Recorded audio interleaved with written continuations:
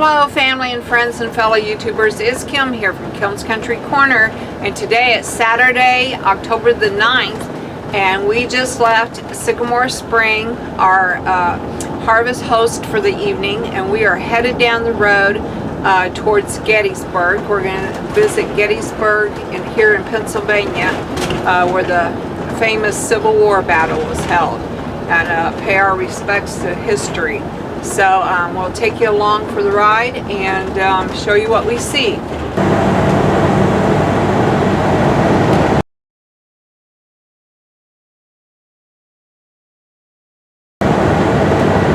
Turn left onto Gettysburg National Military Park.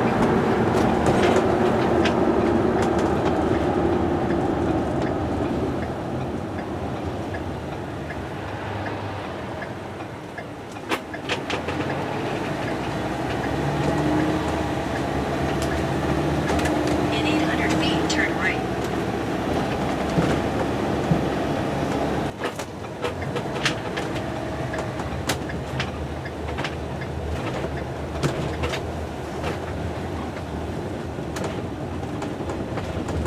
Head south toward Gettysburg National Military Park. Parked over here in the RV parking. We're walking up this trail to the Gettysburg National Military Park Museum and Visitor Center. So we are on our way. Okay, so we're on our way to the Museum and Visitor Center, and they have a little pavilion over there that has some information.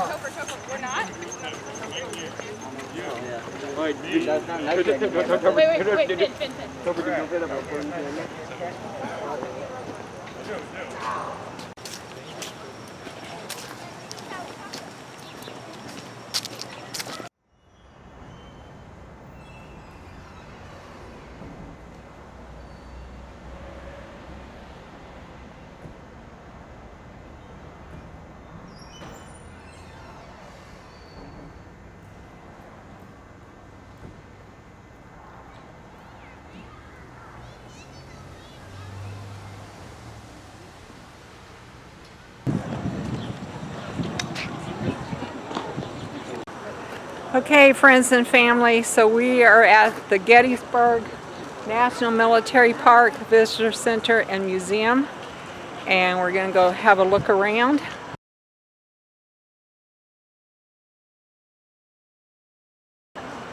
So I hope you join the fun today. Well, actually it probably won't be fun, it's going to be kind of sad, but it is a historical park. So come join the historical tour.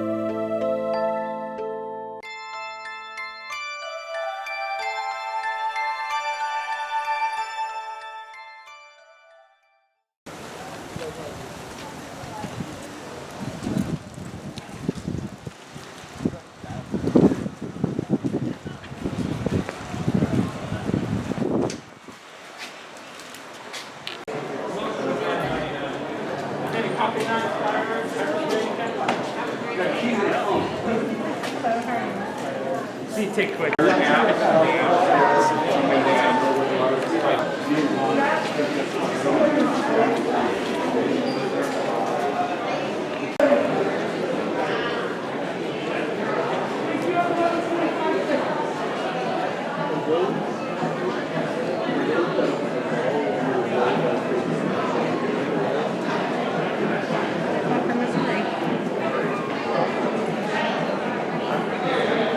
Toast, one of them. This.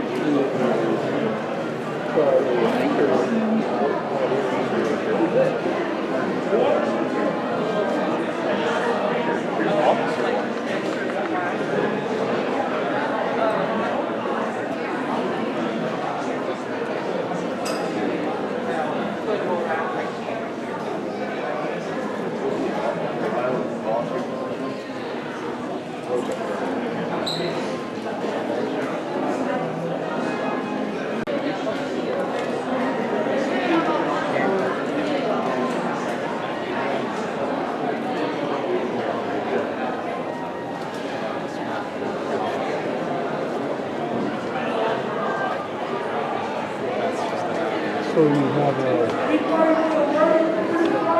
I don't know what it shows you how to,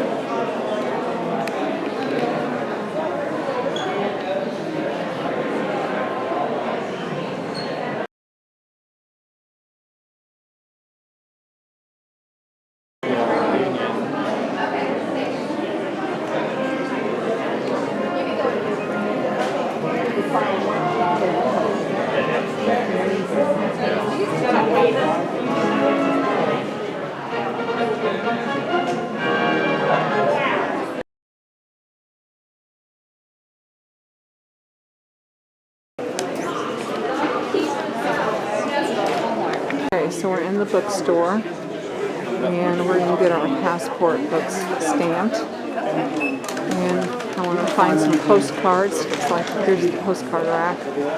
Oh my goodness, they're like $1 a piece. Wow. As you can see, they have all kinds of books. Okay, so we just got the stamp for our passport books.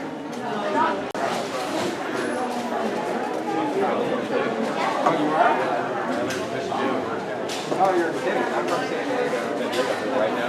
My wife's I wrote them. My wife's they're ready. All kinds of books. Alright, I found some postcards and I think I'm going to get this book for the grandkids. This little president. Oh, nice. Also Pennsylvania. Some mugs over here.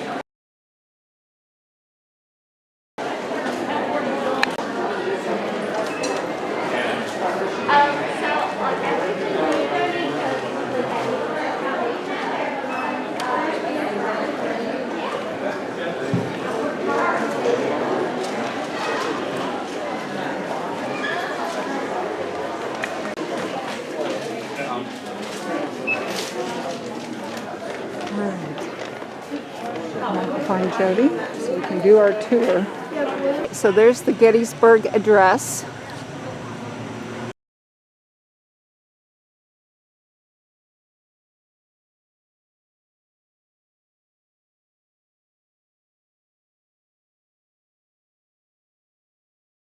Right there. And then over here they have Abraham Lincoln, who of course gave the Gettysburg Address on that day. Okay friends, we're at Gettysburg today. We're going to go to the historical park. This is Abraham Lincoln, the man that gave the address, the Gettysburg Address here.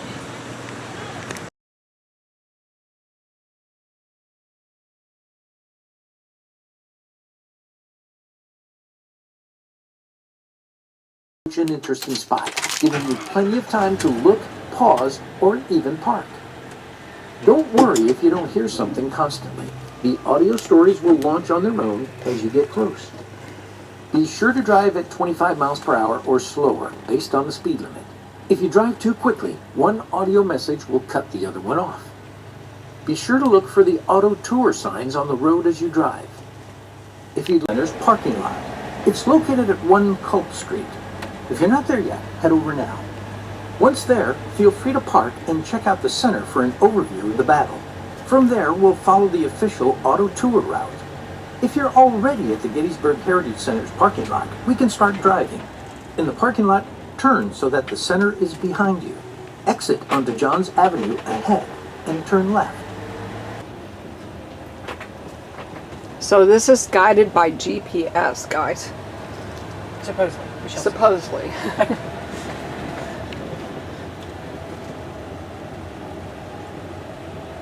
Just following the auto tour.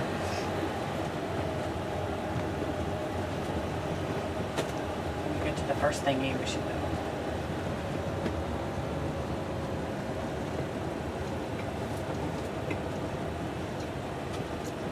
Sorry about the crunching. We're having lunch in the RV, snacking as we go. So there's some of those snake fences they talked about.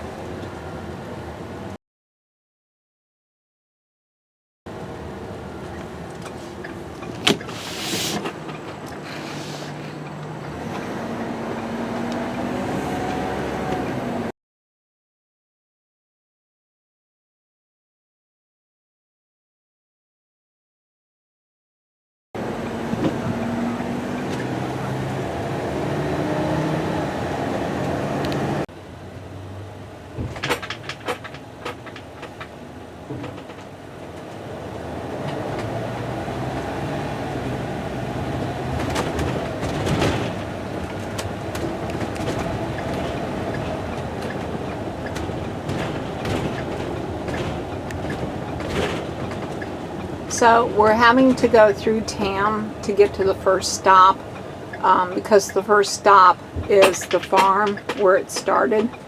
So we have to get to that farm and then he will start telling us some of the history. But the town of Gettysburg, of course, is very historic looking all its own. So like right now we're on Washington Street and we're getting ready to turn left onto Middle Street, and Jody's little GPS thing tells her exactly where to go, and when he picks up that we're there, he starts talking to us. I think this is the coolest thing ever. What a great way to see a big park. We're seeing people so slow. And then every now and then we'll see a little sign that tells us we are indeed on the... Gettysburg is pretty complex, so here's a quick overview of the field and the people involved. The battle begins on the morning of July 1st, 1863. It ends July 3rd. We'll explore each of the 3 days in detail as we drive along. Over 170,000 men fight. The Union soldiers follow General George Meade. Any key decisions, however, are made by the generals under him.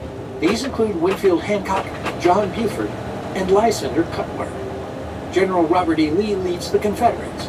His key generals include Richard Ewell, Robert Rhodes, James Longstreet, and George Pickett.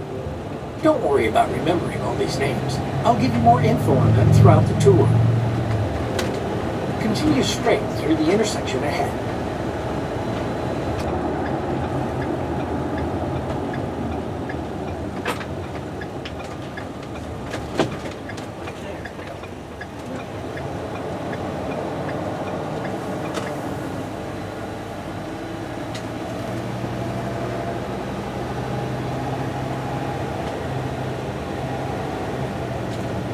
We're passing quite a few monuments. I'll talk about those later, but for now, look for the display signs ahead and find parking. We're driving along McPherson Ridge, where Union forces made their first stand against the Confederate assault. Let's go back to that first day morning.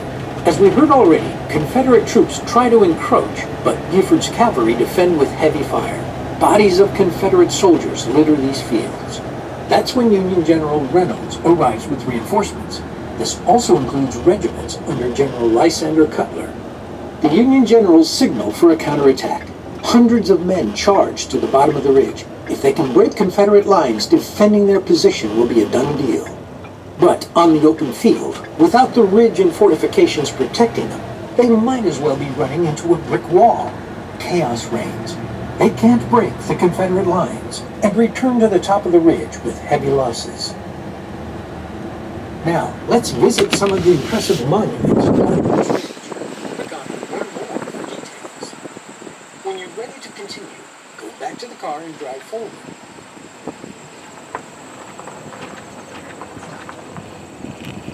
You want to get out taking pictures? No, I mean, Not really? Okay. I mean, it's up to you. No, you let me know Okay. when you. I just enjoyed driving along. Yeah. There's a couple different monuments I want to get, but Okay. yeah. Actually, that might be one of them. Is that one up there with the guy on top of it? We'll stop there. See what that one says.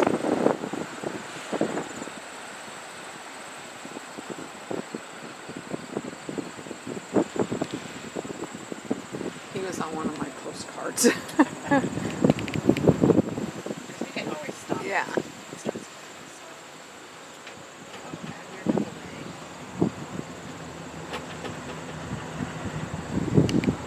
That's the guy that invented baseball. He's from New York. Oh, that's where everybody.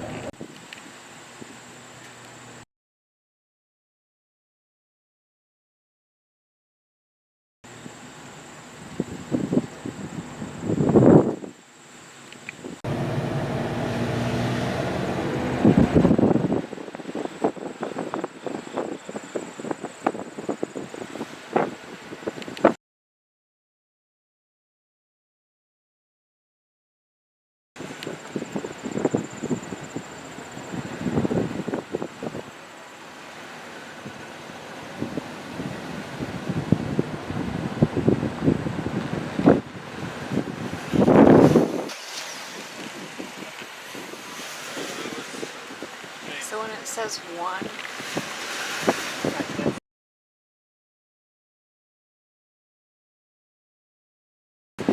that means that's where it's going to start. Yeah.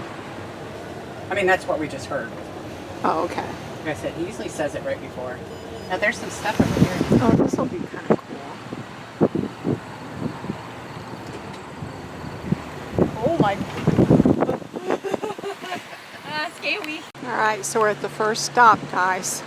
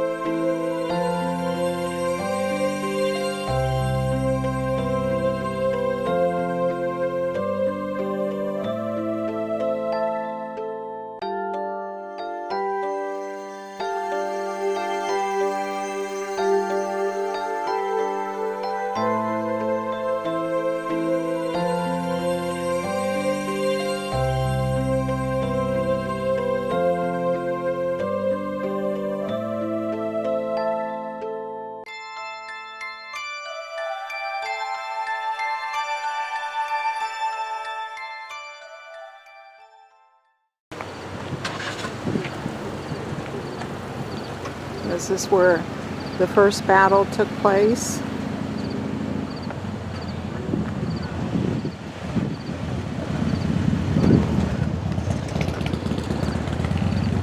All right, so here's the sign that tells us the battle opens. On the morning of July 1st, 1863, the bloodiest single battle of the Civil War began here on the outskirts of Gettysburg. At about 8 p.m., 7,000 Confederate infantry attacking from the west and north in front of you clashed with 3,200 dismounted Union cavalry positioned along this ridge. The cavalry slowed the Confederate tide until the Union infantry arrived on the battlefield. By 10:30 a.m., the Union First Corps reached the battlefield and drove the Confederates back in a bloody hour-long action here that left nearly 2,000 dead and wounded.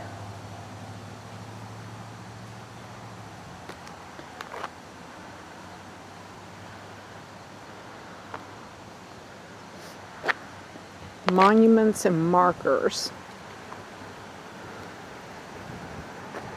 We have the warhead markers, the Confederate Brigade and Union Brigade markers, the state memorials, bronze statues, and regimental regimental monuments. Okay, so there's the ridge that we just drove along.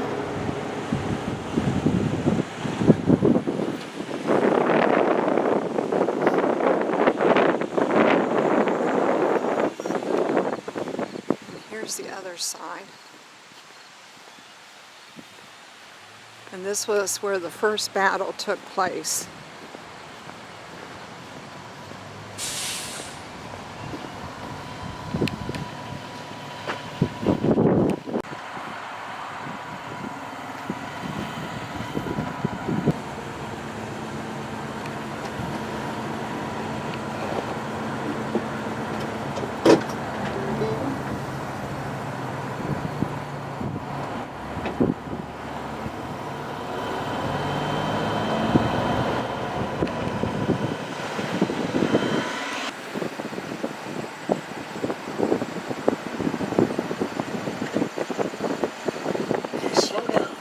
See that barn on the left? That's the only remnant of the McPherson farm that once crowned this ridge.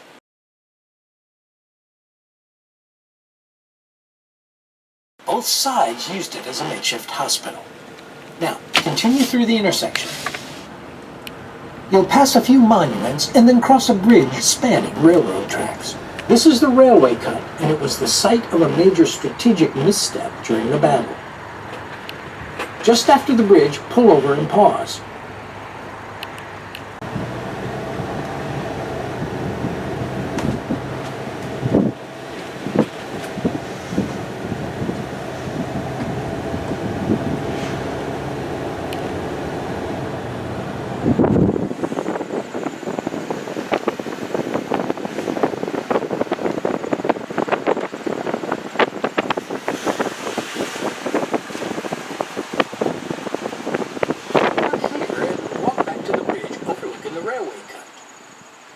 It's still the morning of July 1st. Buford's men have been reinforced by Reynolds and Cutler. Here, 3 regiments of infantrymen under Cutler try to hold their ground. Before the war, Cutler was only a businessman. He had limited military experience, but he heeded the call of his country and rose to the task of leadership. Here, he's taxed to his limit. His 3 regiments are badly outnumbered by Confederate men led by Brigadier General Joseph Davis.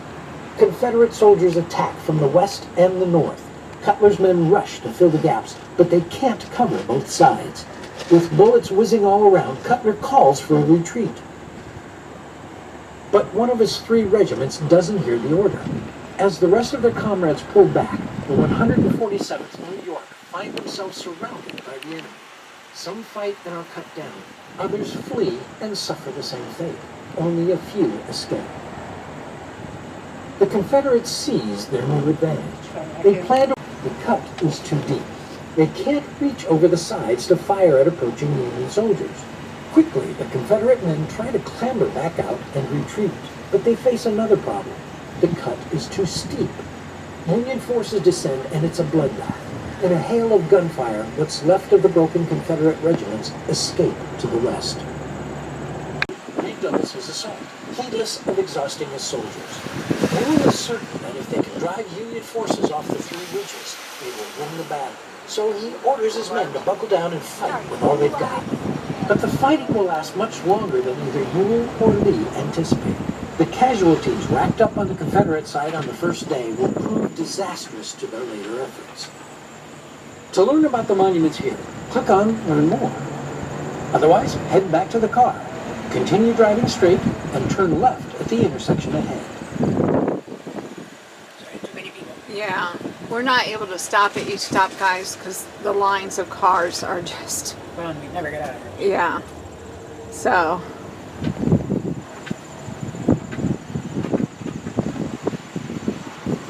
we're going to stop at some of the main monuments, because there are a lot of monuments through this park. But some of these we're just going to have to skip. I'll capture the best I can. On this road is two-way, so it's like, Yeah.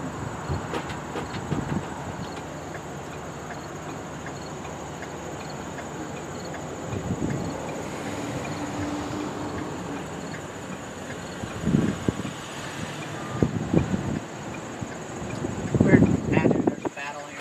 Oh, I know. I can see here. I can definitely see it. Yep. Bloodiest war in history. Not just American history, the bloodiest war in history. In one day. In one day.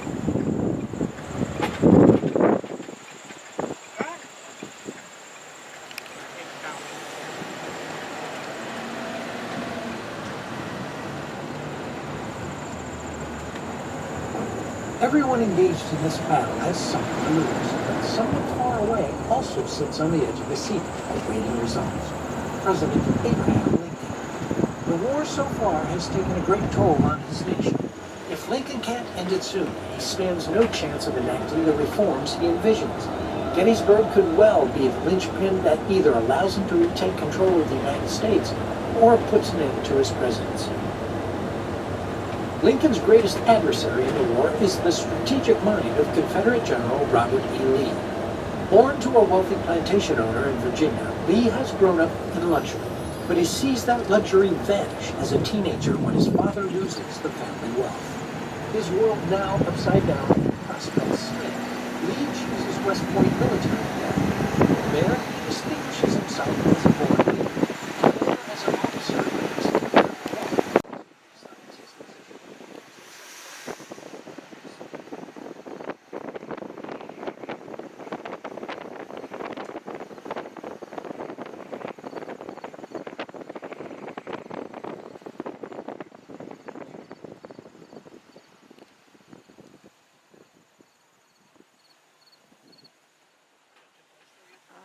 That's really cool.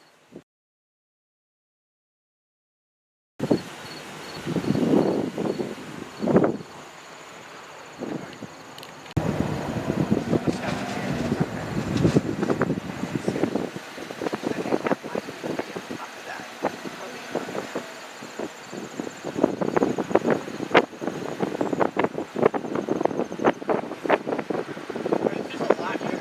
There is a lot here.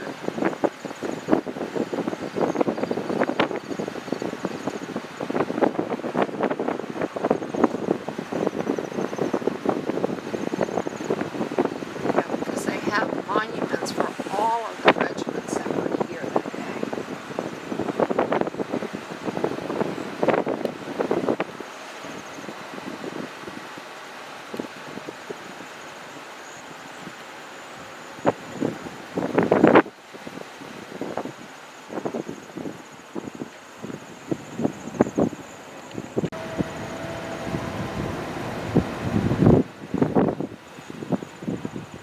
Pennsylvania Cavalry. Don't see eternal flame. Oh, okay. Yeah. Oh, sorry. Yeah, we'll probably want to stop there. The Eternal Flame.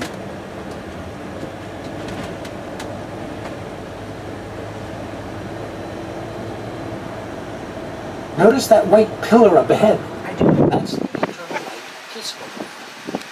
Pause here. The memorial commemorates the reunification of the United States.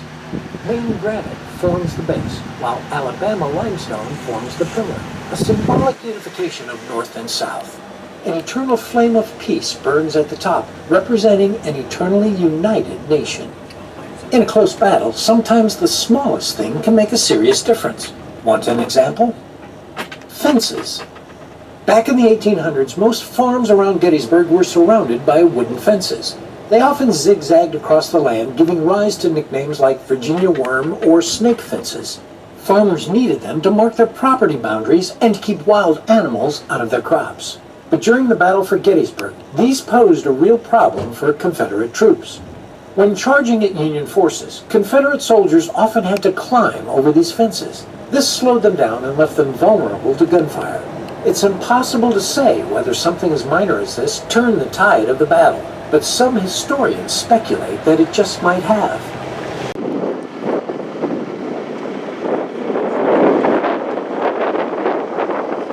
A dedication. On July 3rd, 1938, during the 75th anniversary, over 1,800 Civil War veterans and 250,000 others gathered to see President Franklin D. Roosevelt dedicate this memorial. Two veterans, one from each army, lowered a 50-foot American flag revealing the Northern Granite and Southern Limestone Memorial, honoring those who fought in the war and pledging peace in the now reunited country. It was the last reunion of the surviving Civil War veterans to take place at Gettysburg. The 75th anniversary celebrated the ability of former enemies to return to the battlefield as friends and countrymen, while the bravery and sacrifice of both Union and Confederate soldiers were honored. The issues at the heart of the war, race, equality, and the meaning of freedom, went largely unacknowledged.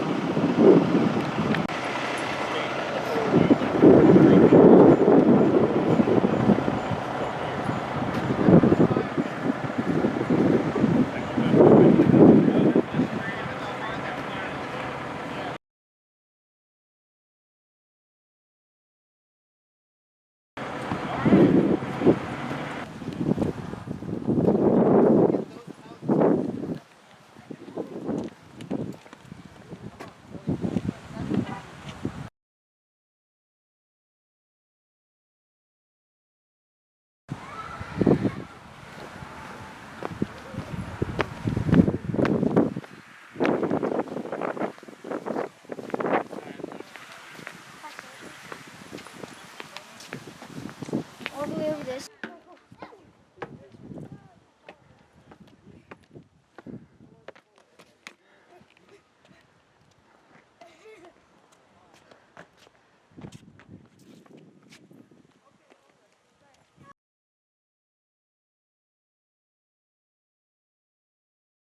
Yo, should I?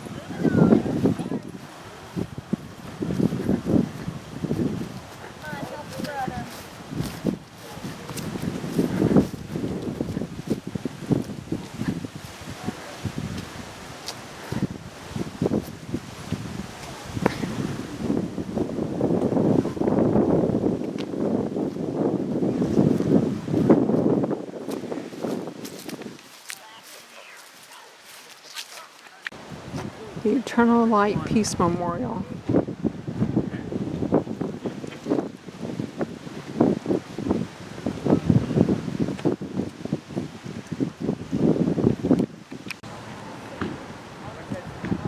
General Roads.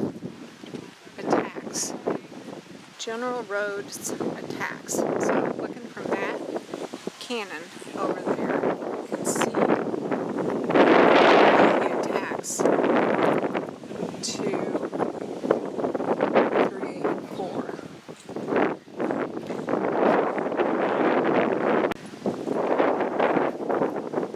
It says Major General Robert E. Rhodes commanded the largest division in the Confederate Army, 8,000 officers and men. 2,000 of these were lost on the fields in front of them on the first day of battle.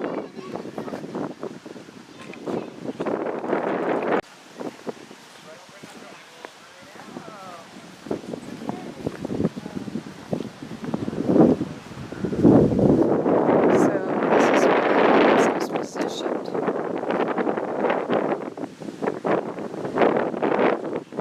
That's where many were killed.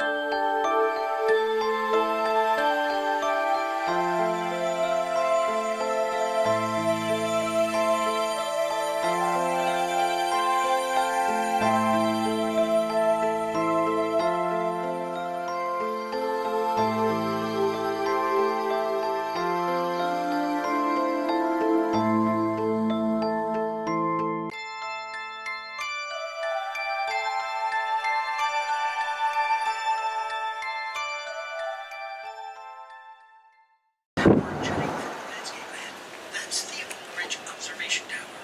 Pause there. It's a great place to get panoramic views of the historic fields that once saw so much violence and bloodshed. We're still fighting on the first day of this battle. So far, the Union Army has been outnumbered, and when they look at the approaching Confederate forces, murmurs of despair run through the line.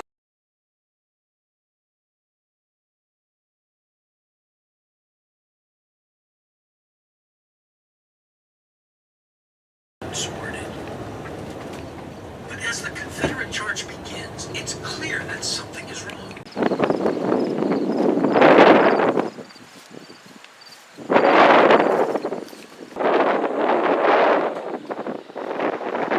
Okay, so this is known as Oak Ridge.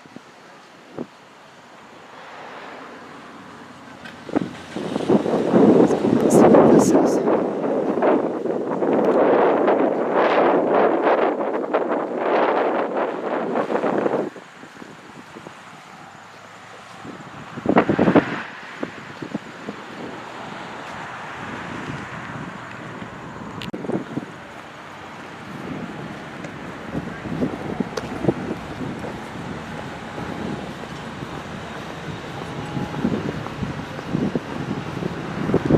Alright, let's go ahead and read this sign first.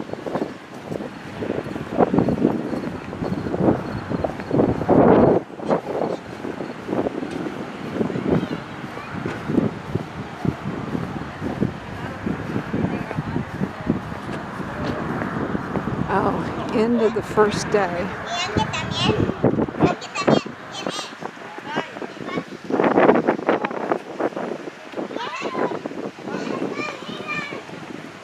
Alright, so So that's where a very large battle took place at the end of the first day. Right out through there.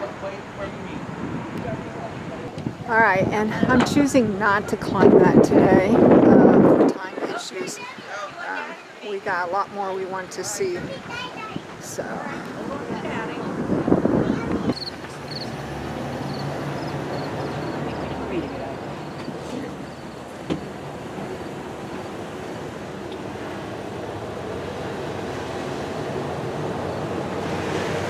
That's where the last battle of the first day took place. I knew it said something about Yeah. like they fought and then they backed up and retreated. Yeah.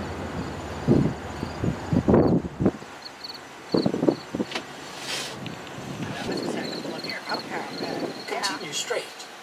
Along these roads, you've been seeing plenty of monuments and memorials to different troops, generals, and landmarks. My personal favorite is just there. Past the stone eagle statue, a tall spire monument, and a handful of smaller memorials. Keep an eye out on the right for the memorial of an armed soldier, rifle pointing skyward and facing away from the road. Pause there. There's a dog sculpted on the other side of the statue's base. That's Battlefield Sally. She served as a mascot of the 11th Pennsylvania Infantry and accompanied these Union soldiers for most of the Civil War.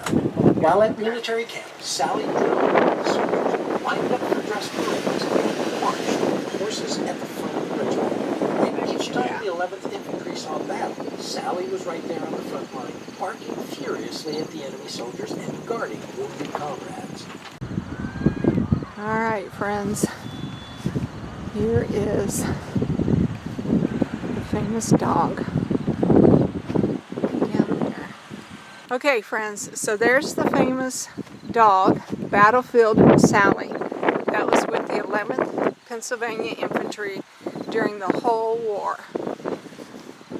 Good little dog. She was with the Pennsylvania 11th Infantry for the whole war.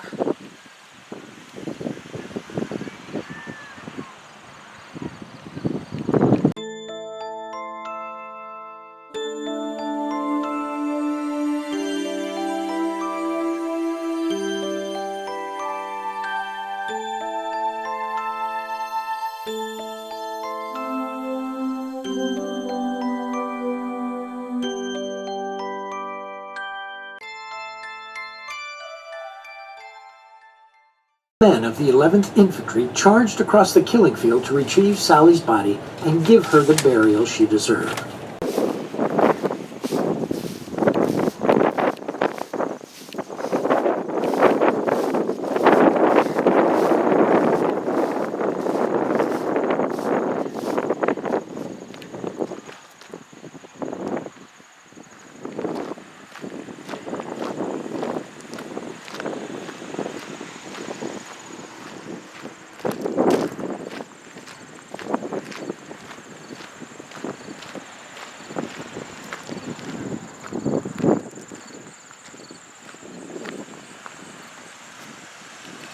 So we are here on a Saturday, and even though this audio tour is really cool, the traffic and line to hear it is very long. So you might want to come during the week. Okay, that statue is really cool.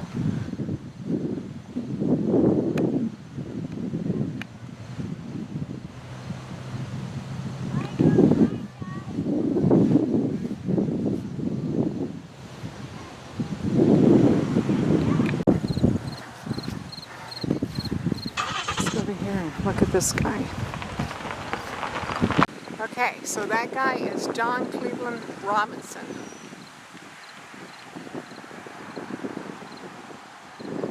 See all the memorials lining that drive. That's just a handful.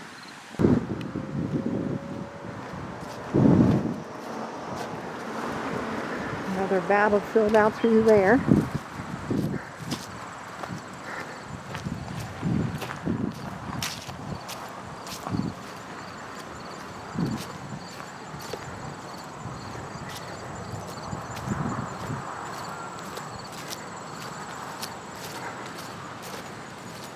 town of Gettysburg is down there.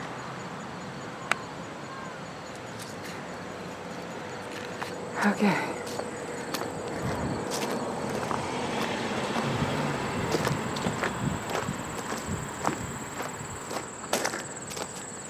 I mean, I don't know if you can see, but there are monuments going all the way around this field.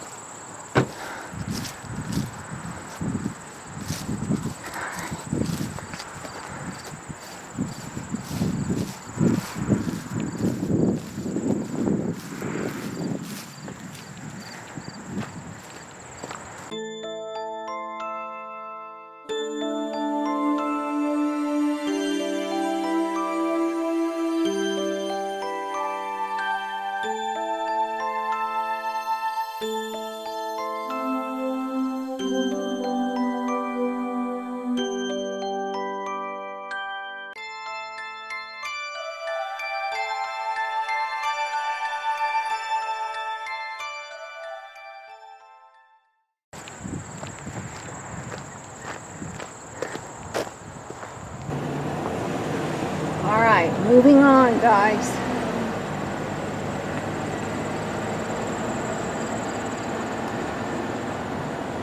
There are so many memorials here, which is good, Yeah.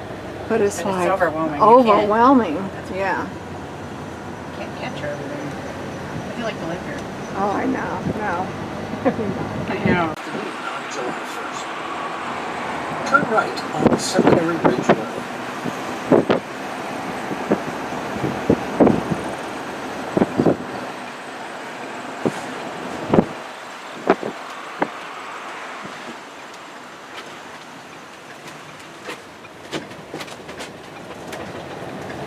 Forces here start to give ground. When Lee himself arrives with more soldiers, Union lines finally break. They fall back here to Seminary Ridge. Past the chapel and pull into the Seminary Ridge Museum parking lot. Turn right into the parking lot.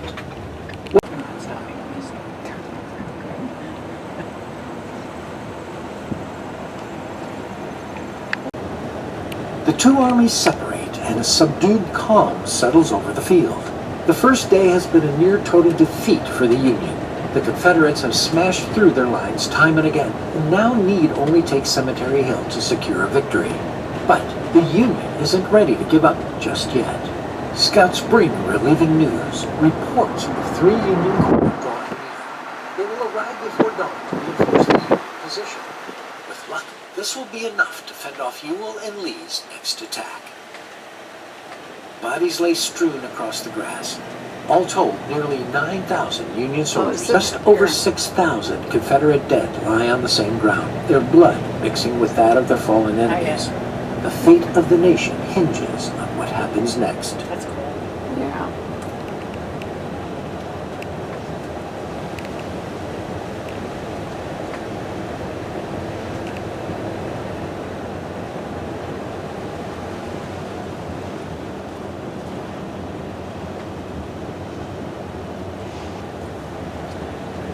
Seminary. Seminary?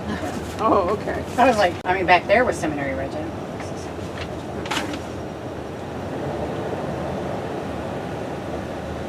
Yeah, back there where we went through the parking lot, that was Seminary Ridge. Okay. But there is a big cemetery. We'll stop at the cemetery. I don't want to stop at the cemetery.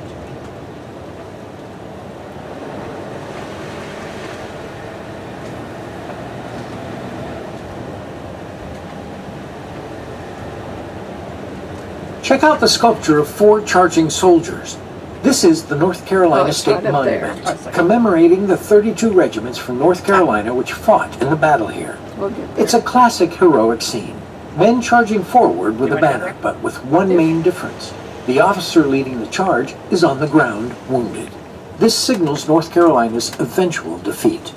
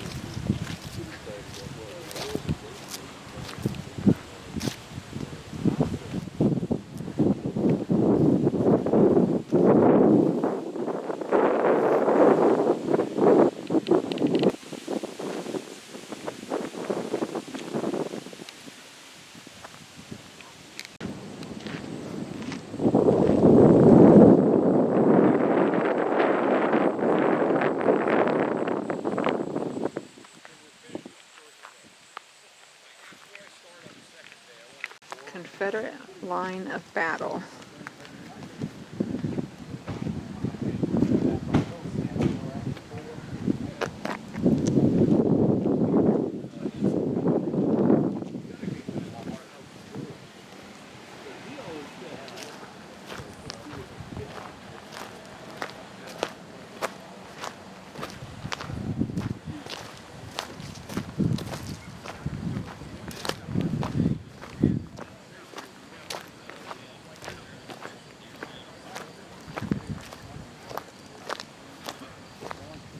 Tennessee. Valor and courage were virtues of the 3 Tennessee regiments.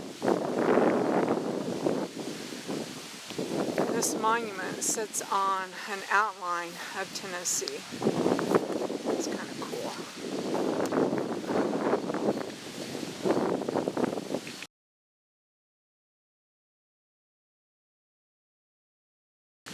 Alright.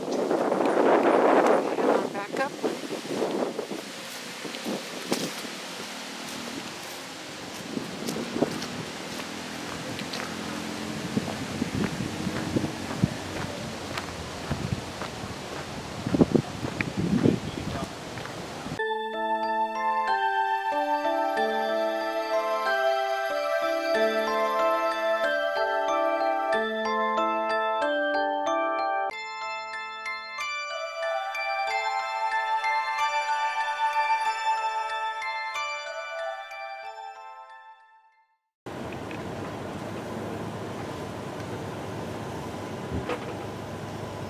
I'd say he's out there commiserating with his brothers, Confederate.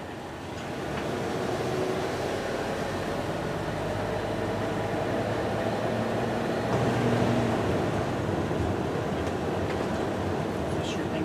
It might The be. Virginia State Monument is pretty hard to miss. Turn left towards the statue. Dedicated in Yeah, see, it's 1917, got this the big was the horse at the first top and the Confederate little monument people at the unveiled bottom. here in Gettysburg. Atop the 28-foot granite pedestal stands none other than General Robert E. Lee astride his horse Traveler. Lee surveys Cemetery Hill, where the Union soldiers fortified themselves after July 1st. At the monument's We'll base, find, 6 Grant here figures in a stand few ready minutes. for Lee's orders. Army of Northern Virginia. General Robert E. Lee commanding.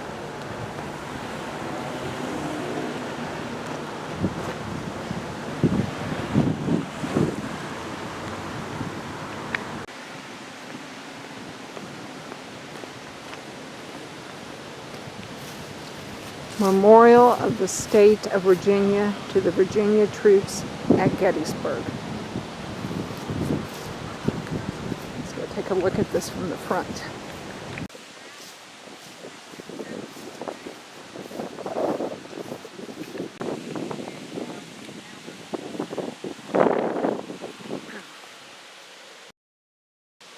Virginia Memorial. Robert E. Lee mounted on Traveler. The group represents various types who left civil occupations to join the Confederate Army. Left to right is a professional man, a mechanic, an artist, a boy, a businessman, a farmer, and a youth. Let me see if I can zoom in. So left to right is a professional man, a mechanic, an artist, a boy, a businessman, a farmer, and a youth.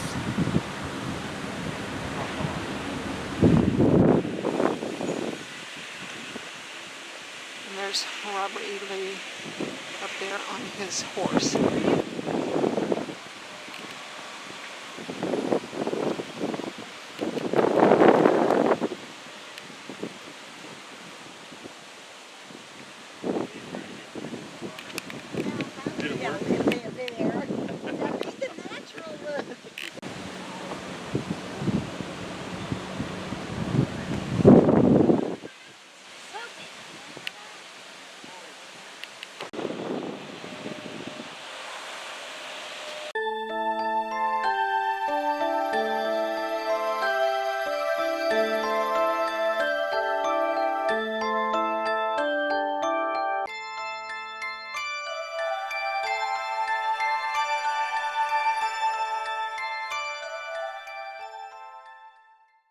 July 2nd, and it'll turn out to be one of the hottest days of the year.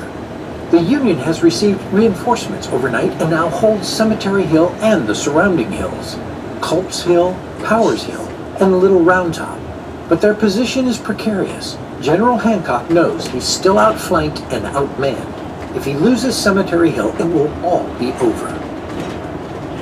Confederate General Lee sees his advantage and draws up plans to turn this advantage into a victory. He figures if he can attack Cemetery Hill from multiple angles, the Union forces will crumble. But first, he needs control of the surrounding hills, so Lee plans to hit Culp Hill hard and Little Round Top harder. Men position themselves and polish their weapons in the gray dawn. They await their orders.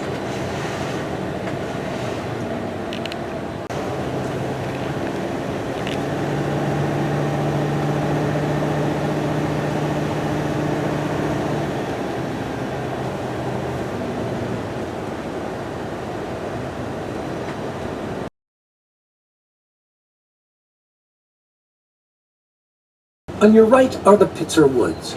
Confederate General Longstreet knows that Union troops can't see clearly into these woods from their perch atop Little Round Top. This makes it the perfect spot to assemble his forces before the assault. Longstreet knows holding Little Round Top is essential for the Union. If he can seize it, the rest of the Union line could fall like dominoes. Confederate scouts tell Longstreet it should be easy. Most of the hill is unmanned, and Confederate numbers dwarf those of the Union. As Longstreet considers the battlefield, he knows that success here will immortalize him. If he takes Little Round Top, he may very well become known as the man who won the Battle of Gettysburg. Much is at stake.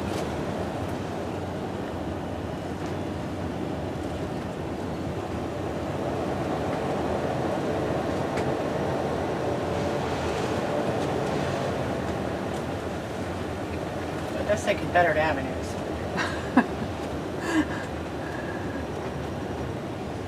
We've been on the Confederate side. Jody's trying to find the Union side. By gosh, yes. She's like, Kim has taken enough pictures of these Confederate soldiers for a while. Let's give her some Union soldiers. Right. We're still on Confederate avenues. Tower. You can climb to the top and survey the same field on which Longstreet attacked the Union. Of course, a few things have changed since 1863. Look to the left. That large hill is Big Round Top, and slightly to its left is the famous Little Round Top.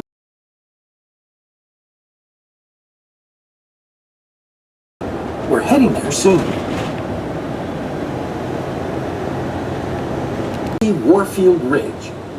Longstreet marches his men here to launch his assault on Little Round Top. The dense forest continues to provide cover to his divisions as they get into position. But there's one major drawback he didn't anticipate. The trees are too dense. Men struggle to march, caught among thick branches and shrubs. It might be comical if it weren't for the crippling heat. Longstreet had hoped to attack in the morning, but only now, at 4 p.m., are his men finally ready and his reinforcements in place. The afternoon sun beats down. The air is humid and stagnant. Most soldiers, having expected to attack much earlier, have run out of water. They send out a team to refill their canteens, but Union patrols are ready for this. They capture the canteen team, and water never reaches Confederate lines. Still, as overheated and thirsty as they are, it's too late to back down. The signal comes to attack. With a great cry, the Confederates charge towards... So that's Big Round Top, and the other one's Little Round Top. Oh. I mean, I don't. The thing on there says Warfield Ridge. Little Round Top's next. Okay.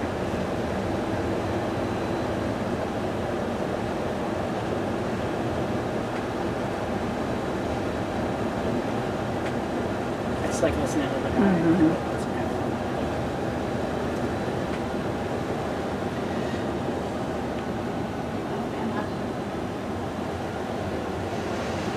I don't know where the Missouri line is. See Union, so I'm not sure.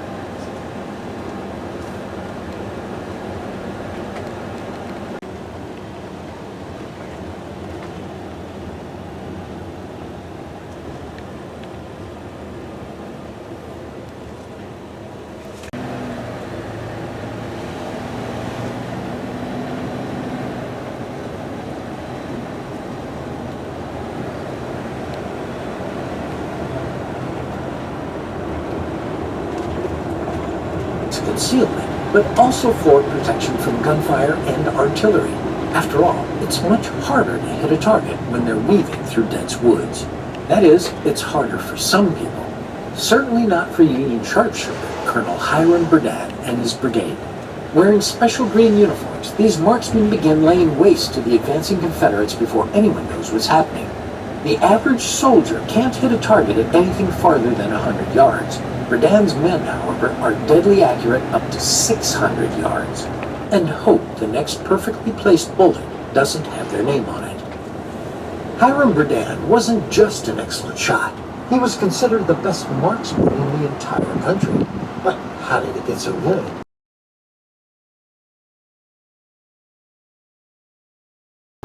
The answer is just practice and natural talent.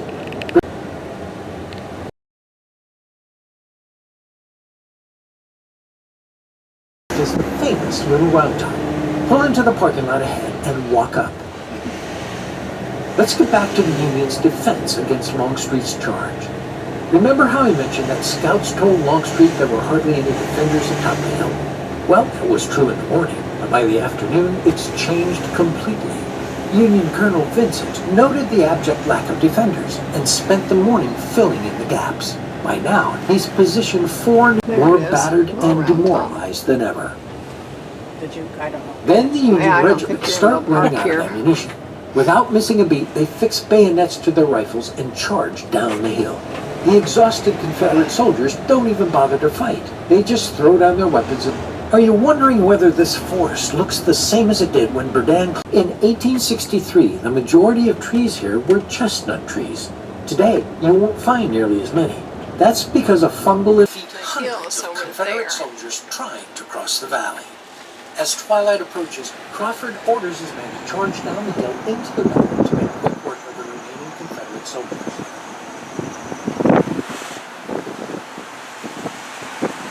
Ahead, turn left onto Crawford Avenue.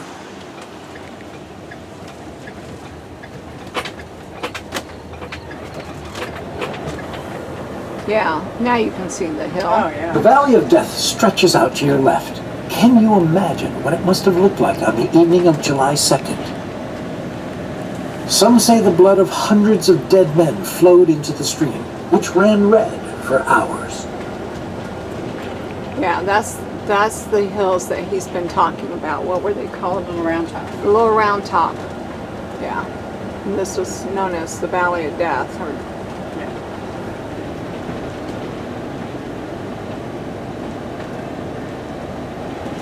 Yeah, that's a good.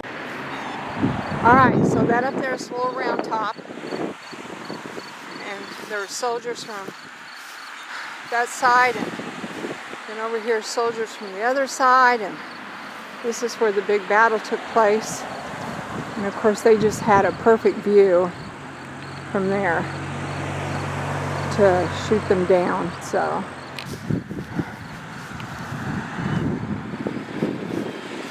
right, so the Union soldiers were up there on Little Round Top, and they were shooting at the Confederates coming across this valley, and it became known as the Valley of Death. Safety of the rocky cover here, they're able to pick off soldier after soldier on the Union side. Union soldiers tried to rush the position and drive the sharpshooters out, but time and again they fail. And this Their is known bodies as lie Devil's alongside Den. the Confederate soldiers dead and dying in the Valley of Death. Park here to explore these strange formations in detail, then walking tour. The 30-minute excursion dives into the chaos of the battle here.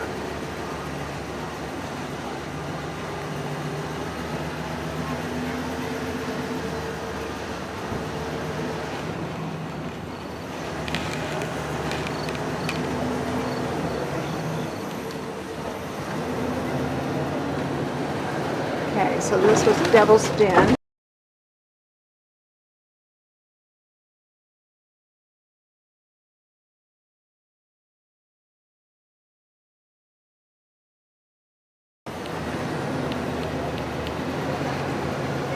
And Devil's Den is where the Confederates tried to escape from the Union's sharpshooters.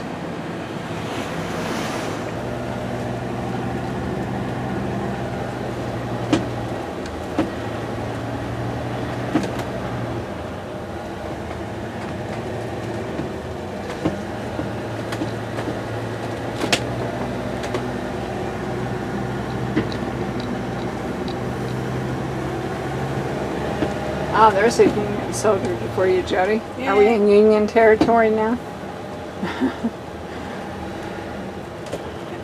Union held Devil's Den and the ones coming up. So. Yeah.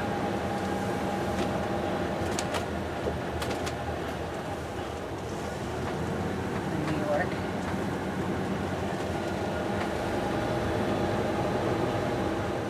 Get no closer to Cemetery Hill. All that bloodshed for nothing. All right, here are the wheat fields. Wheat fields that he was just talking about.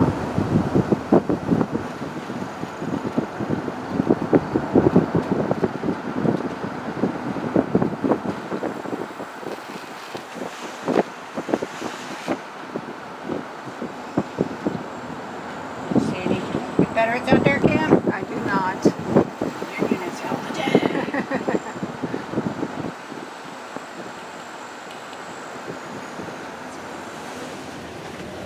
One soldier caught in the meat grinder of the wheat field is J.J. Perman. Perman charges with his Union comrades to meet the approaching enemy, but when his unit is forced to retreat, he falls behind. Suddenly, pain rips through his left leg and he falls. He's been shot. Desperate, Perman begins crawling back toward Union lines. He's shot again in his right leg. Unable to move, he waits for the inevitable execution. But something strange happens instead. A Confederate officer finds Perman and drags him to safety into town. There, a young woman named Mary Withrow takes care of Perman.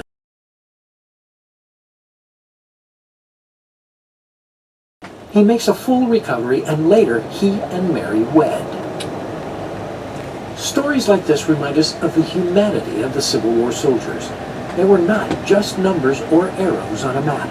They were people caught in the terrible machine of war.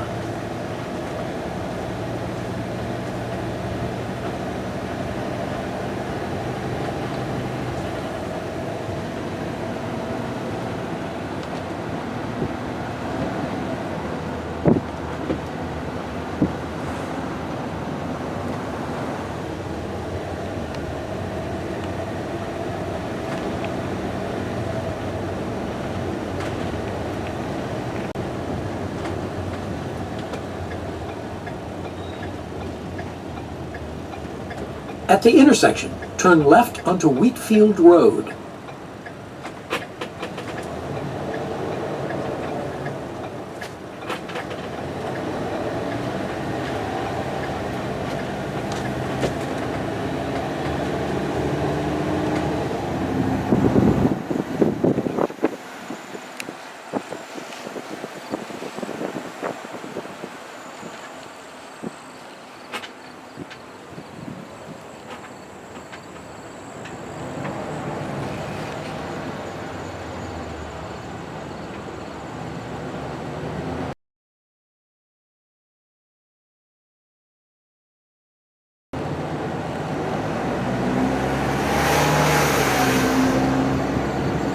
Turn right onto Sickles Avenue.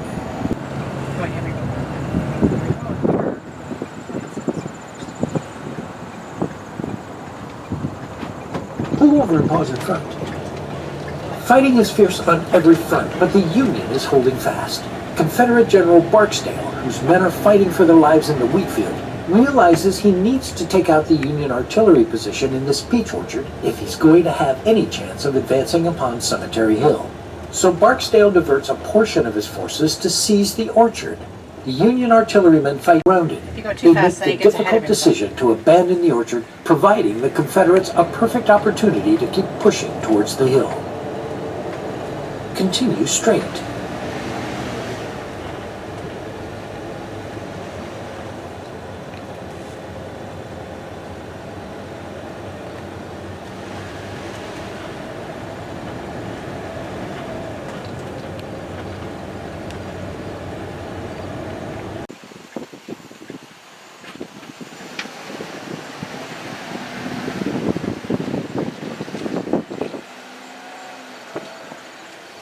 Pull over and pause in front. In a moment, you'll see white buildings coming up on your left. They form the Abraham Trussell Farm. When fighting broke out in Gettysburg, the Trussell family fled their home. They left so abruptly that dinner was still on the table. On the second day of fighting, Union Major General Daniel Sickles used their house as headquarters. Like many farms in the Gettysburg area, the Trussell farm suffered a great deal of damage during the battle, none of which was ever paid for. After the smoke had cleared and the Trussells returned to their home, they found their horses dead and their fences demolished. Nearly all of their possessions had been stolen or destroyed. Sadly, this was a reality for most who suffered as a result of the war. Claims filed to either Union or Confederate leadership were nearly always denied. Each side would claim the other had caused the damage, and therefore they were not responsible for paying for it. If you've got the time, explore the Trussell farm. I'd particularly recommend walking around the barn because you could spot the huge hole that a cannonball left behind. That's kind of cool. The cannonball. Can you see it? Is it the one up at the top? Yeah. Over there. Right there below Yeah. the diamonds? Mm-hmm. Yeah.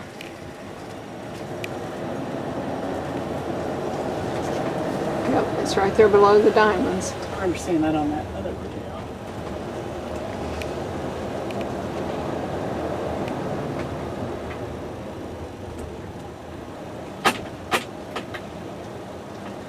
Picture, stick it right there.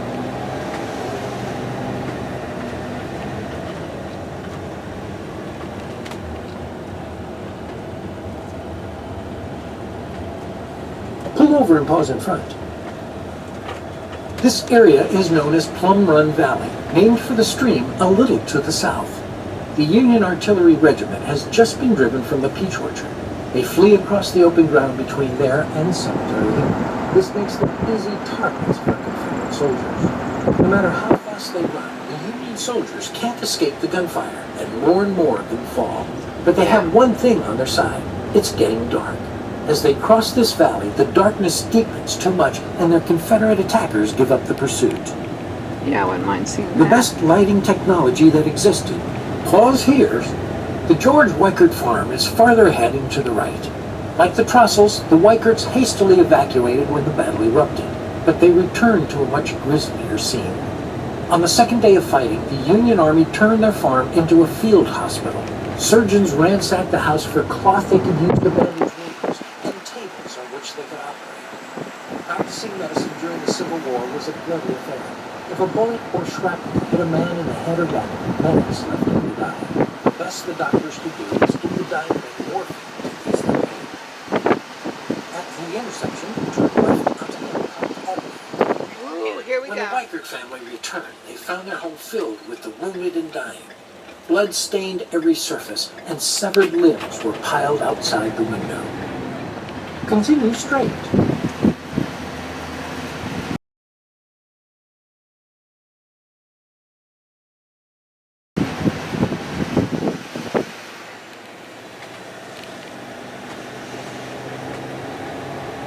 There. What if possible? There we go. We'll stop at this. Oh,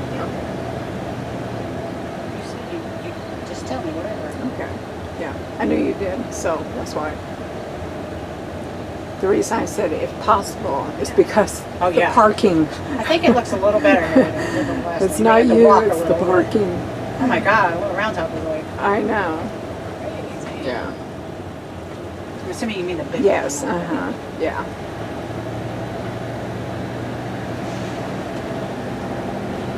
That's a really cool farm off there in the distance, though, isn't it? Uh-huh. I don't think it has anything to do with the war, but it's really pretty.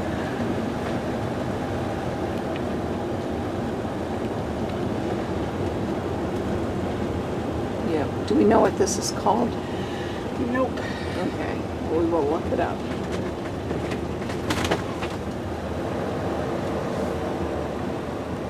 Pause ahead at the largest monument in Gettysburg, the Pennsylvania State Memorial. This monument commemorates the nearly 35,000 Pennsylvanian soldiers who fought in this battle. While the stakes were high for everyone, they were particularly intense for these men of Pennsylvania. They weren't fighting for an abstract ideal, they were fighting for their very state.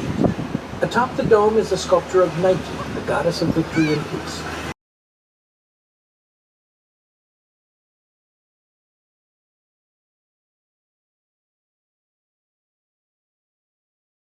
The tip of her sword reaches 110 feet off the ground. The metal used to create the sculpture actually came from melted down cannons used during the war. The statues around the pillars were added in 1913 and depict Presidents Abraham Lincoln, Pennsylvania Governor Andrew Curtin.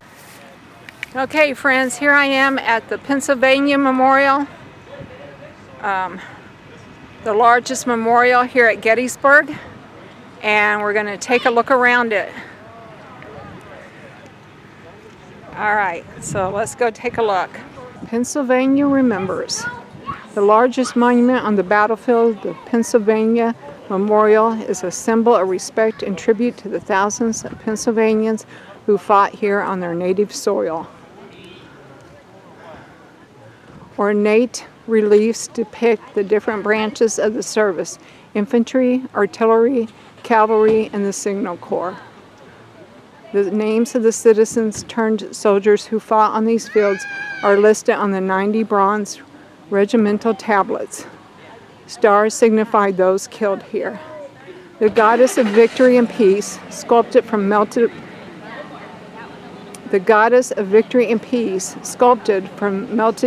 bronze cannon, graces the top of the dome. The sacrifice of women on the home front is commemorated with these words: "To the loyal women who through 4 years of war endured suffering and bereavement."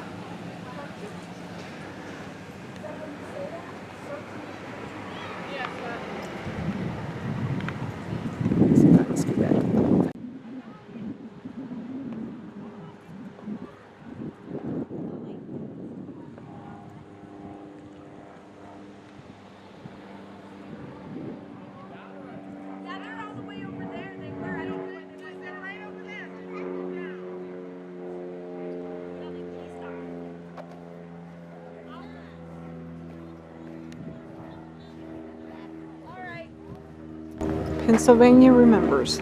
Lily, this is the Pennsylvania.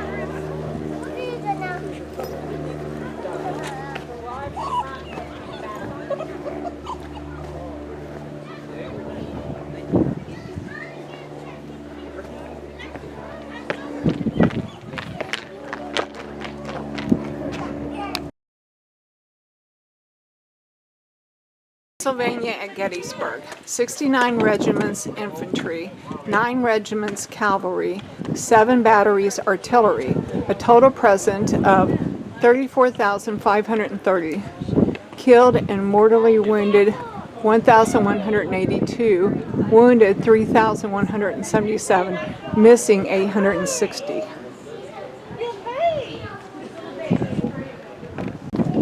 Commonwealth of Pennsylvania, in honor of her sons who on this field fought for the preservation of the Union, July 1st, 2nd, and 3rd of 1863.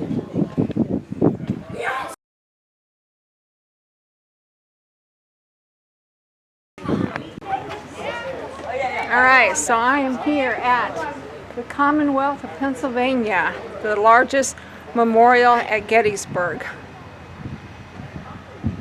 for its home state. So let's take a look around.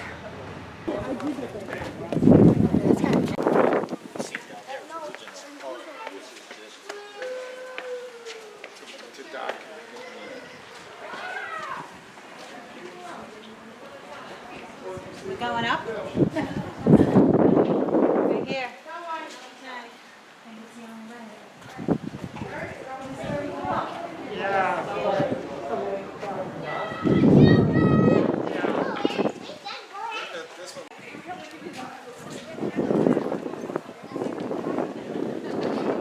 To the loyal women who through 4 years of war endured suffering and bereavement, this tablet is dedicated.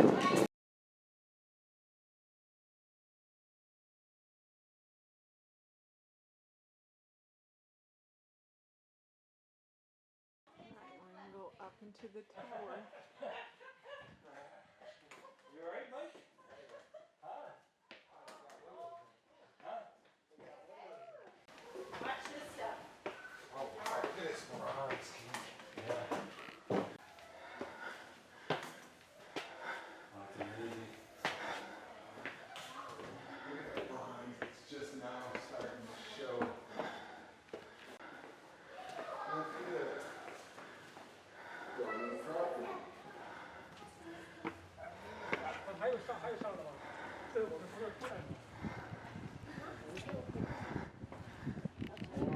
Where those cars are? That's where we rode. Okay, so I'm on top of the Pennsylvania Memorial, looking down Right.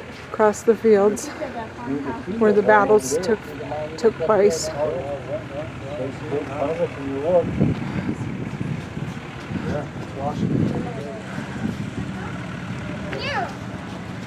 Biggest battle in history took place on these fields between Union soldiers from the north and Confederate soldiers from the south, fighting over many different issues, equality Across there. among all people being one of the main ones. Okay, and as you look across the field, you can see Little Round Hill up there.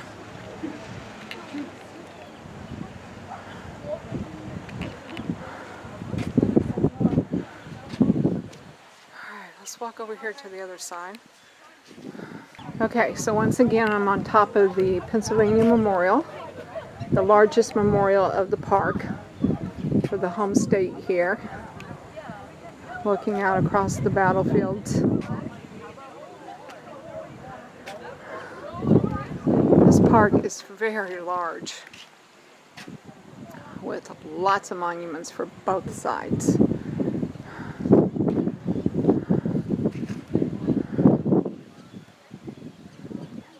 Oh, it tells you where the monuments are. Virginia Monument, Gondori House, Reynolds Woods, the McPeterson Barn, Lutheran Seminary, Pennsylvania College, and Barlow's Knoll.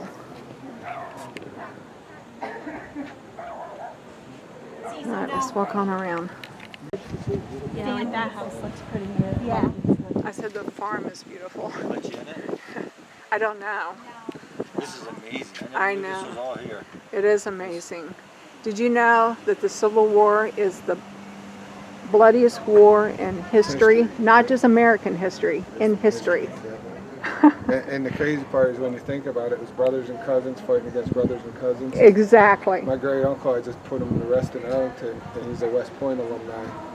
Just think of all them makes you West mad Point. what's going on in You today's- might have been fighting a guy that was in your company with you, you know? Yep, yep. Brothers against brothers, Yep. cousins against Yeah, cousins. They were all from a long. And we're but they from- never killed each other. No, we're from Missouri. So Uh-huh. like our state had like the line right through the middle of it. Yep. Right through the middle of it. So it was, A divided Yeah. state. Yep. Divided union. yeah. But now we can stand here and honor that we're finally united. Well, we're trying to become finally united. You're right there. Yeah, We're trying to become united. So, yes.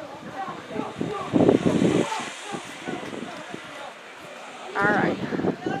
That was a nice conversation. All right, so this one's telling high water mark, Meade's headquarters, Gulp's Hill, Wolf's Hill, and East Cavalry Field. All right. And then we're back at the beginning, so we're going to head on down.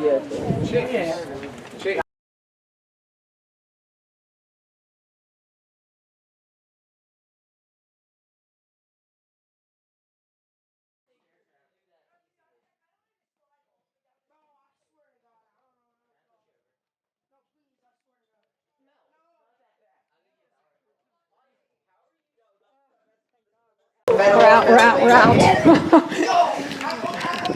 Oh my gosh. Going up was okay. Coming down, we had people going up and down on those little bitty steps. That was scary. All right, guys, so there's Meade.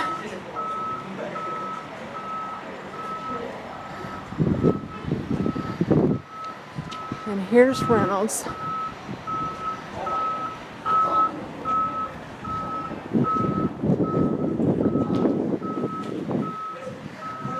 And that's Pleasanton.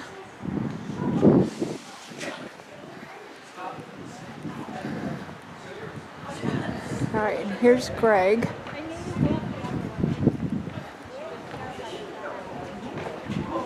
All right, and there's Bernie. Oh, and look here. Here is Hancock. Gotta get my selfie taken with Hancock.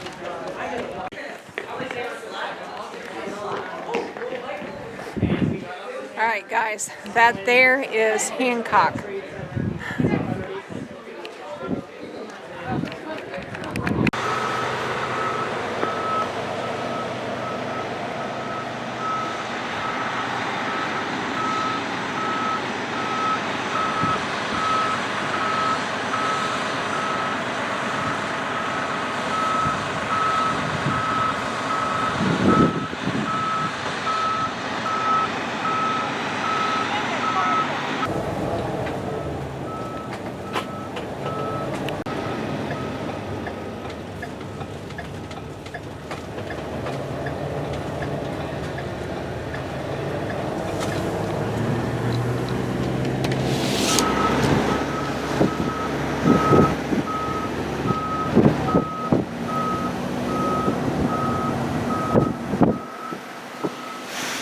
Yep, I went to the top of that.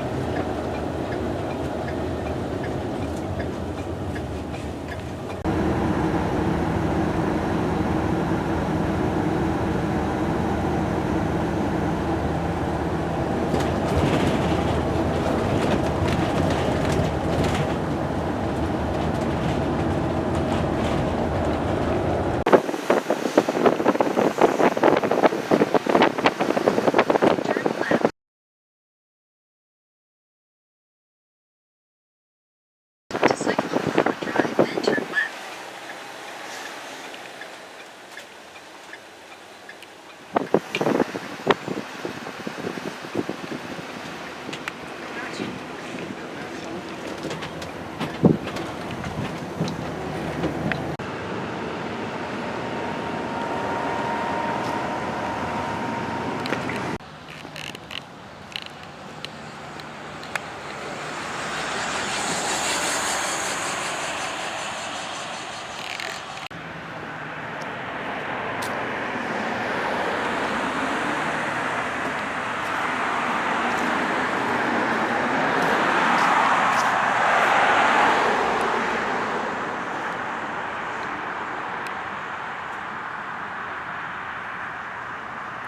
Gettysburg Address.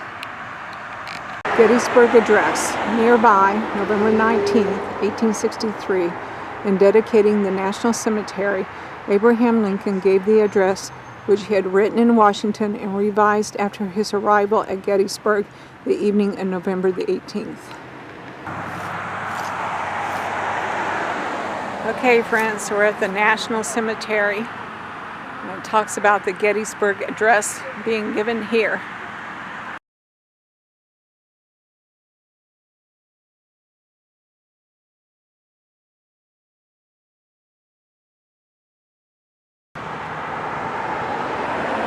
Hey friends, we're at the Gettysburg National Cemetery.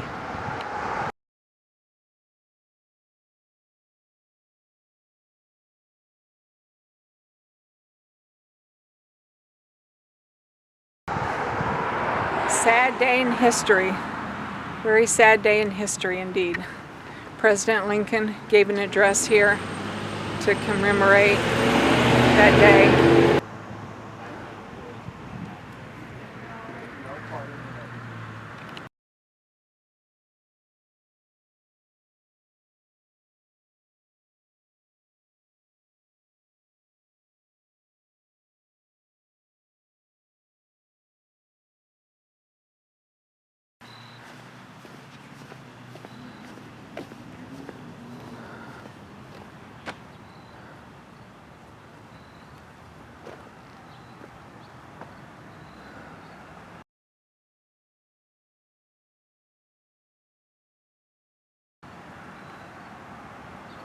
Gettysburg National Cemetery.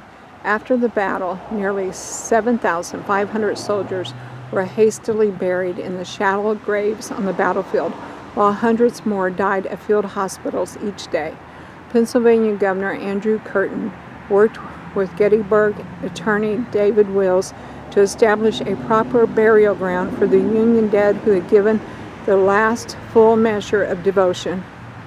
Reburials began October the 27th of 1863 and continued for 5 months. The Soldiers National Cemetery was dedicated on November 19, 1863. President Abraham Lincoln's few appropriate remarks became his most famous and inspirational speech, the Gettysburg Address. Today, this hallowed ground is the final resting place for American veterans from the Civil War through the Vietnam conflict. It's a place of honor and respect paid to those who have fallen and reflect the human cost of a nation at war.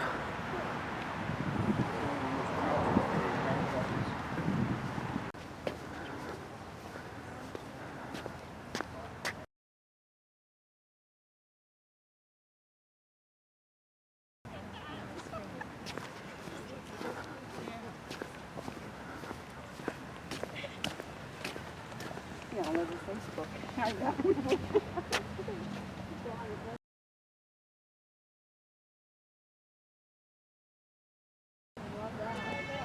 Lincoln Address Memorial. This monument commemorates Lincoln's Gettysburg Address, November 19, 1863. The address was delivered about 300 yards from this spot along the Upper Cemetery Drive. The site is now marked by the Soldiers National Monument.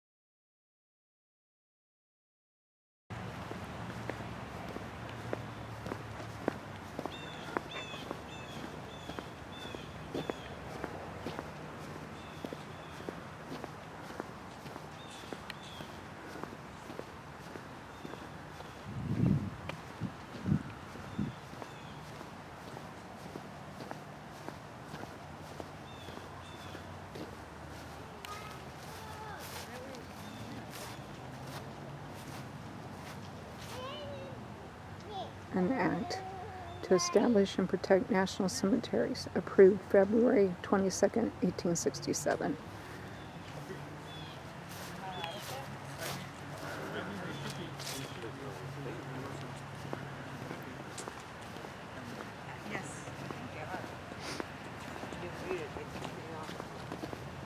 Let's put it this way.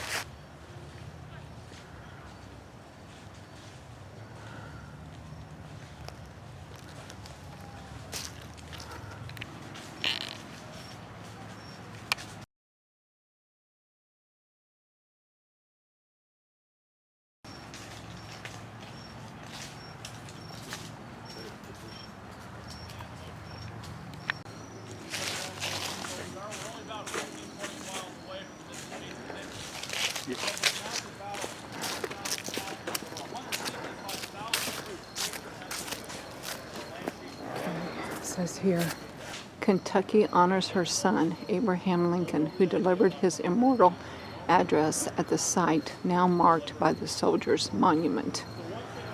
And here's the Gettysburg Address.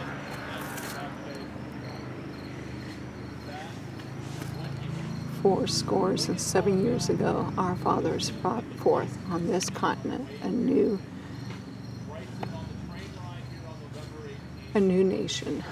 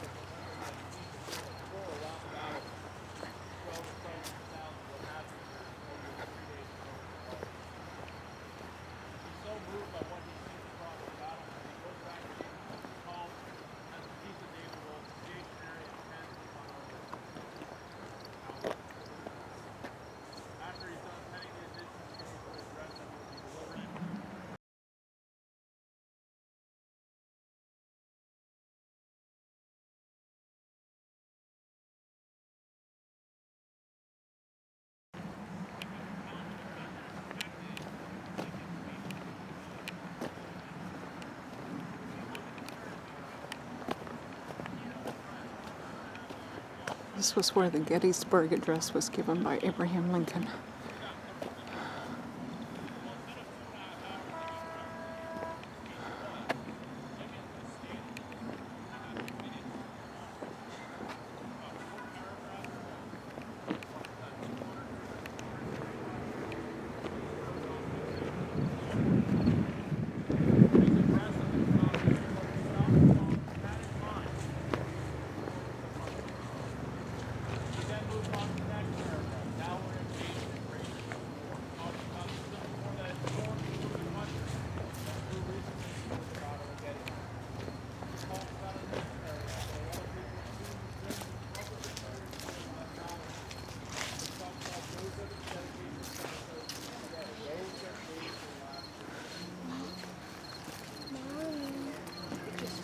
Kentucky honors her son, Abraham Lincoln, who delivered his immortal address at the site now marked by the Soldiers' Monument.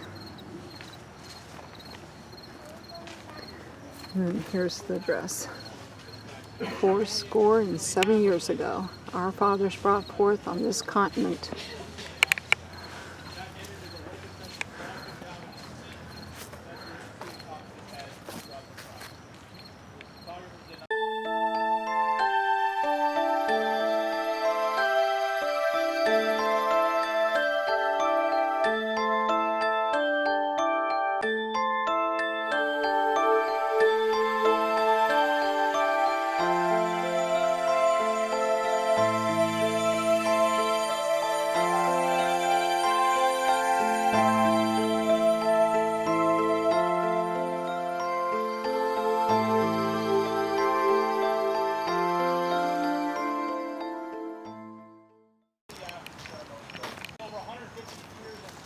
a few appropriate remarks.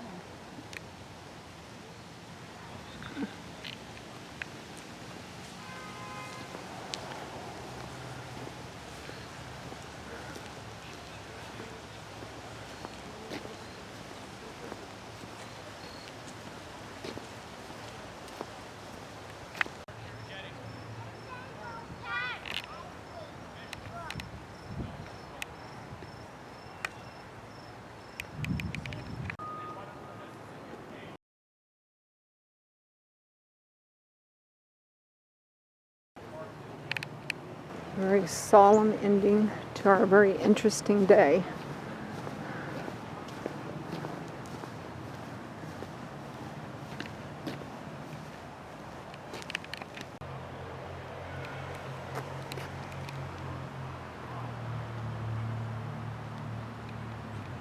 A very solemn ending to our most interesting day of history.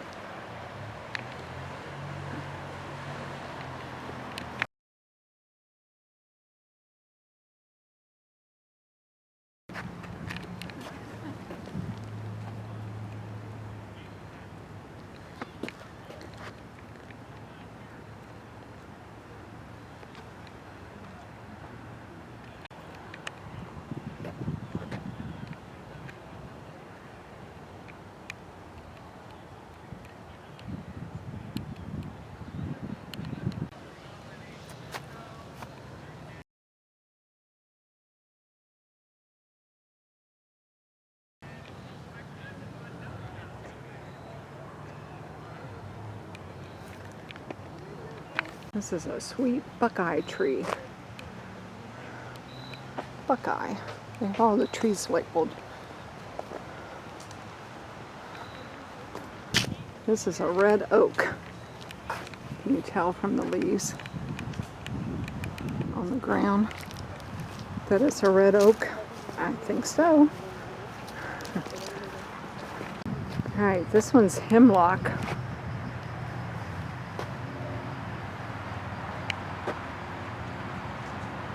Hemlock tree. It's kind of cool that they have these trees labeled. Let's see what this one is.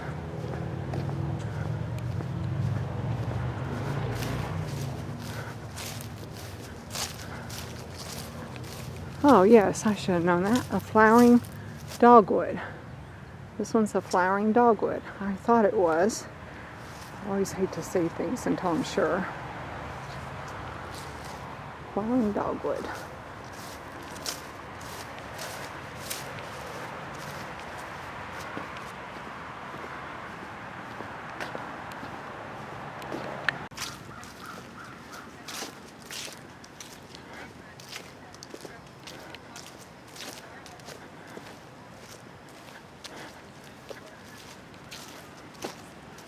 What is it, Jody? This is on this ground. New Hampshire had a light artillery fired 353 rounds of ammunition, July 2nd and 3rd, 1860. Oh, wow. By the state of New Hampshire.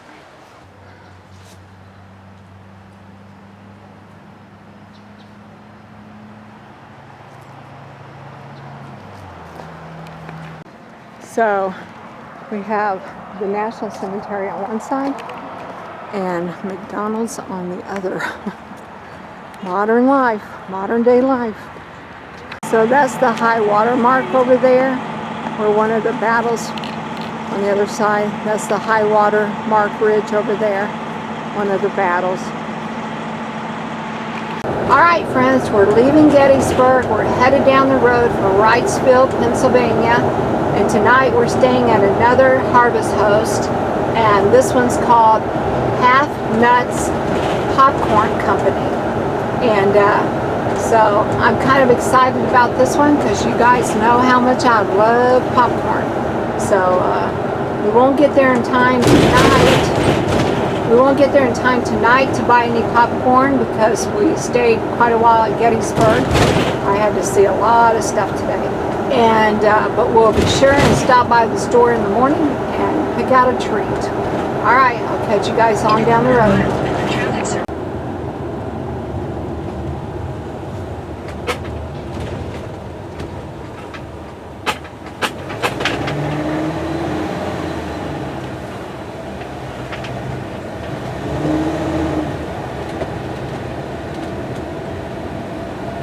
Exit the traffic circle onto US 30 East.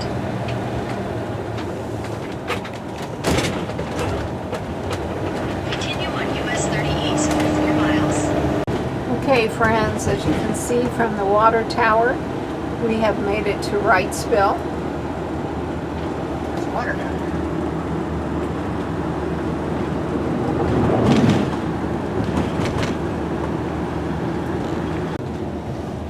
So we should be getting to our harvest host soon.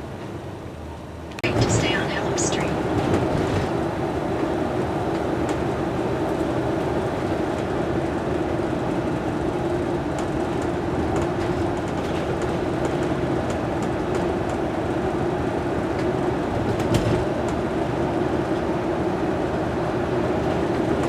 Continue straight to stay on Elm Street, then turn right onto South Front Street.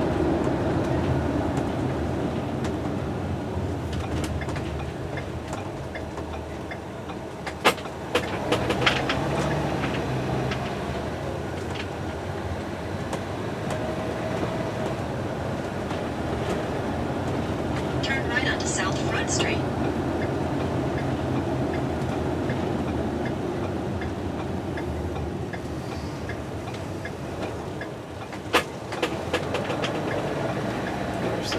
There's the bridge that goes over the In a water. quarter mile, your destination will be on the right.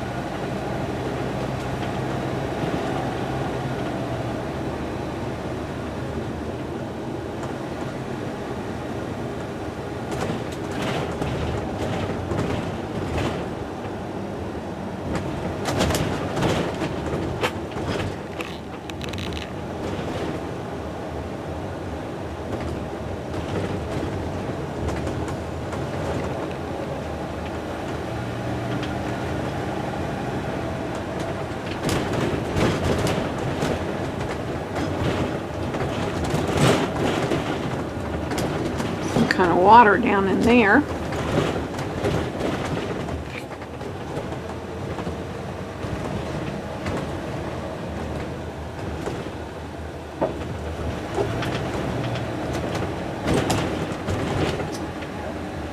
Your destination is on the right. Aha! Half full, half nuts popcorn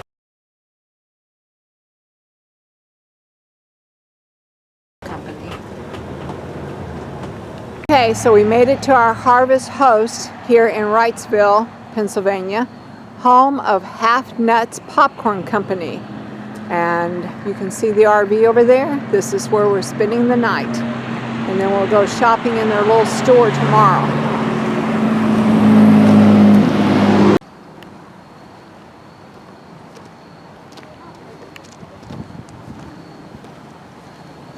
Oh yeah, I see. Yeah, they have a little shack back there. Look how cute. Here's what I want to look at. Yeah, they have a little shack back there. I want to look at the chickens. What kind of chickens do they have? Look at their chickens back here.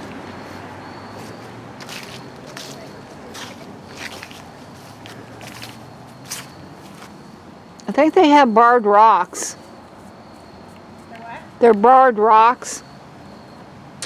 Barred, B-A-R-R-E-D, rocks, barred rocks. Yeah, don't scare those chickens. Those are just chickens. They won't lay eggs if you bark at them. I know. Oh, got me. You got me. Did you get me? Mia, did you get me? Did you get me? She got me. She got me. She got me, Mama Jody. Look at bird. All right.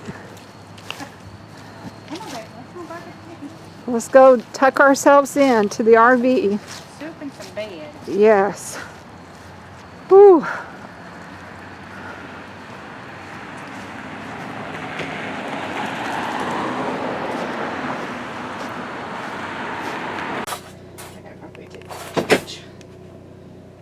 I'm just going to use a plastic. I mean a paper. Yeah. We're going to have some soup now. We're going to use paper bowls. Easy night.